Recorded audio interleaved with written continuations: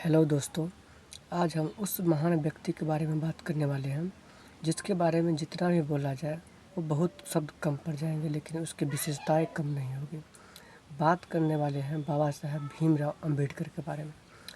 बाबा साहब भीमराव अंबेडकर का जन्म 14 अप्रैल 1891 में मध्य प्रदेश के महू जिला में हुआ था। उनका जन्म एक मध्यम परिवार के महार जाति में हुआ था। इनके बचपन में ही जातिगत भेदभाव का सामना करना पड़ा। डॉक्टर भीमराव अंबेडकर साहब का बचपन से ही शौक था पढ़ने का, लेकिन उस समय में ऐसा ही रीति चलते आ रहा था कि छोटे कास्ट के आदमी को पढ़ने का अधिकार नहीं है। लेकिन बाबा साहब अंबेडकर का पिताजी ब्रिटिश सरकार में सूबेदार था, जिसके कारण किसी तरह से उसका दाखिला पास के गांव में ही करा दिया गया। जब स्कूल पढ़ने के लिए गया तो उसको जातिगत भेदभाव का सामना करना पड़ा, जैसे कि वहाँ का जो बच्चे थे उनके साथ नहीं बैठना चाहते थे। टीचर भी उनको एक साथ बैठने के लिए नहीं कहते थे। उसको बोला जाता था कि तुम घर से ही बोरा लेकर आओ। इसके बाद वो अलग से ही बैठता था, सब हर स्टूडेंट के साथ में नहीं बैठता था, उसको बाहर ही बैठाया जाता था। उस बच्चा के दिमाग में क्या चल रहा होगा जो उसके साथ ऐसा भेदभाव किया जाता था। पानी पीने तक का उसको लिए वंचित था। उसको पानी अगर प्यास लगता था स्कूल में तो उसको एक चपरासी था, पानी उसको ढार करके देता था तो वो चूल्हू से पानी पीता था। ऐसा तक की नौबत था। बाबा साहब भीमराव अंबेडकर ये सब बातें देख रहा था, लेकिन उसके मन में पढ़ने का जिज्ञासा था, जिसके कारण वो चाहते थे किसी तरह हम पढ़ाई करें। बाबा साहब अंबेडकर के साथ ऐसा ही चलता रहा लेकिन वो पढ़ाई के साथ नहीं छोड़ा। अंततः वो पढ़ाई किया। जब उस कॉलेज से पास हो गया तो उसको उच्च विद्यालय में पढ़ने के लिए उसको कुछ रुपया की ज़रूरत था, जो कि उसके पास नहीं था। लेकिन बड़ौदा के एक राजा था जो स्कॉलरशिप दिया और उसको उच्च शिक्षा के लिए उसको कोलंबिया यूनिवर्सिटी भेजा गया। वहाँ से वो पढ़ाई किया। इसके बाद वहाँ कोलंबिया यूनिवर्सिटी में पढ़ा। इसके बाद फिर वो लंदन से पढ़ाई किया। बाबा साहब अम्बेडकर को कहा जाता है कि कुल 32 डिग्रियाँ थी उसके पास। बहुत बड़ा ही डिग्रियाँ थी, जो कि बहुत संघर्ष से प्राप्त किया था बाबा साहब अम्बेडकर ने।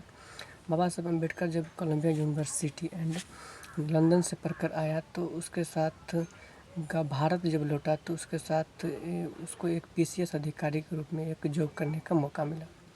नौकरी जहाँ कर रहा था तो वहाँ भी उसके साथ ऐसा ही अन्याय देखने को मिलता था। वहाँ का जो चपरासी लोग था वो लोग वहाँ को उसको ऐसा भेदभाव, जैसे फाइलें होते हैं वो फाइलें फेंक कर दिया जाता था। वो लोग बोलता था कि तुम लोग अगर इस मटके से पानी पियोगे तो हम इस मटके से पानी नहीं पियेंगे, तुम पानी अलग से ही लेकर आया करो। बाबा साहब अम्बेडकर को ये बातें अच्छी नहीं लगती थी। जो वो सोचता था, जब मैं इतना पढ़ा लिखा इंसान हूँ, मेरे साथ ऐसा भेदभाव होता है तो मेरे जो जाति के लोग हैं, मेरे जो कास्ट के लोग हैं, उन लोगों के साथ कैसा भेदभाव होगा। बाबा साहब अम्बेडकर के दिमाग में ये बातें हमेशा चलता रहता था कि ये कुरीतियाँ को कैसे ख़त्म किया जाए। बाबा साहब अम्बेडकर इसके ऊपर जोर देते थे, लेकिन फिर भी वहाँ उसके बातों को कोई नहीं सुनता था। बाबा साहब अम्बेडकर ने बड़ौदा सरकार से कहा। इसके बाद बाबा साहब अम्बेडकर ने अपने समय में बहुत सारे प्रयास किए इसकी जातिगत भेदभाव को मिटाया जाए। हम लोग इंसान हैं, हर इंसान एक जैसा होता है, हर को एक अधिकार होता है, हर मानव एक जैसा ही होता है। बाबा साहब अम्बेडकर ने जिस गांव में रहता था उस गांव में जो पानी होता है वो एक तालाब था। उस पानी में जीव जंतु पानी पी जाते थे, लेकिन उसके कास्ट के लोग जो होते थे उसको पानी पी तक नहीं दिया जाता था।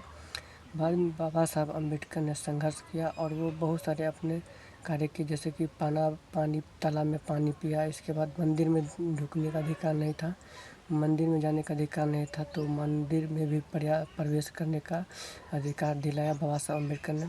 और एक बात और बोलता हूँ, बाबा साहब अम्बेडकर एक ऐसा महान व्यक्ति थे जो अपने लिए नहीं, अपने जाति के लोगों के लिए, अपने धरती के मानव के लिए पूरा ज़िंदगी कुर्बान कर दिया।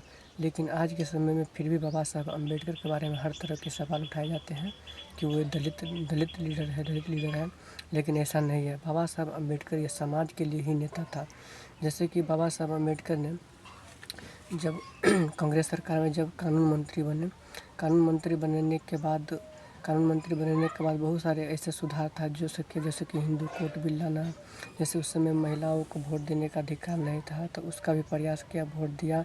बाबा साहब अम्बेडकर ने अपने जीते जी बहुत ऐसे काम किए जिसके लिए सराहना किया जाता है। जैसे कि संविधान लिखा बाबा साहब अम्बेडकर ने। बाबा साहब अम्बेडकर ने संविधान लिखा जो कि आज भी लोकप्रिय है, और सबसे बड़ा लिखित संविधान भारत में ही है, जो कि बाबा साहब अम्बेडकर ने लिखा है।